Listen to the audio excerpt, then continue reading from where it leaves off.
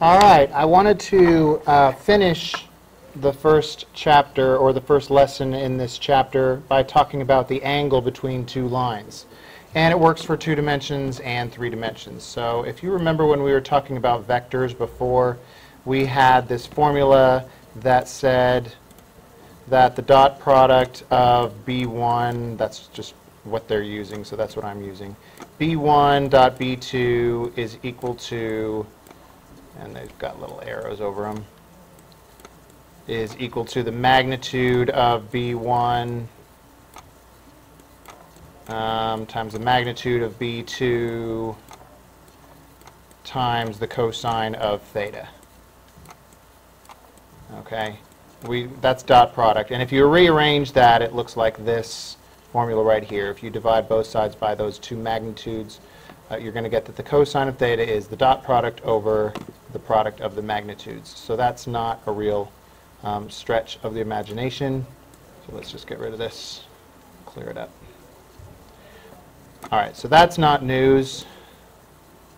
So what we're going to do is we're actually going to use that to find the angle between any two lines that are in 2 dimensions or 3 dimensions. And all of this fancy writing, you can pause and read that if you want to, but it will more than likely be on your notes for tomorrow, along with your assignment. So let's just go straight to the examples.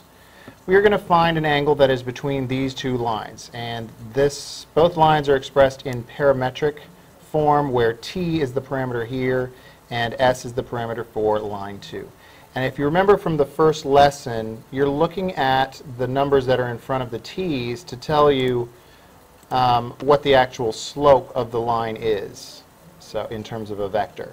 So if I'm looking at the numbers that are in front of t in line 1, I have a -3 and a 1. That's what's in front of the t's. And then for the s's, for line 2, there's a 2, and then there's a 3. And I always keep the order of x and then y, x and then y. So those are my 2 vectors. So going back to that formula, I can call this one B1 and this one B2 and use that dot product formula. Okay.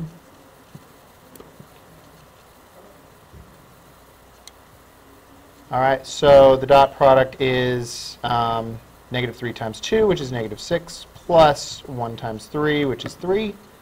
That's how we do dot product. So that goes on top. And on the bottom, the magnitude of B1 is √10, and the magnitude of B2 is √13. So everything plugs in nicely into that formula. So I get that the cosine of theta is 0.2631. And taking the inverse cosine of both sides, I get that theta is about 74.7 degrees, or 1.3 radians.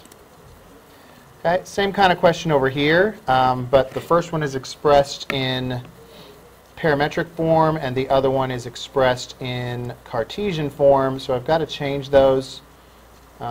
Take some time to do that if you want to, but really quickly, B1 is going to be -3 from here, 1 from here, and -2 from here, and B2 is going to be -3, 1, and -2. So I look at the dot product here. The dot product is -3 times -3, which is 9, plus 1 times 1, which is 1, plus -2 times -2, which is 4. And the magnitude of each of these is √14. The cosine is 1, therefore the angle between them is 0. They are actually parallel lines, if not the same line. So that tells us they're coincident lines. Kind of nice. So that happens sometimes, and it's going to happen that they might be parallel or perpendicular, so be ready for those special cases. We'll talk about this more tomorrow. If you have any questions about the video, you can email me or send me a Facebook message, and I'll see you tomorrow.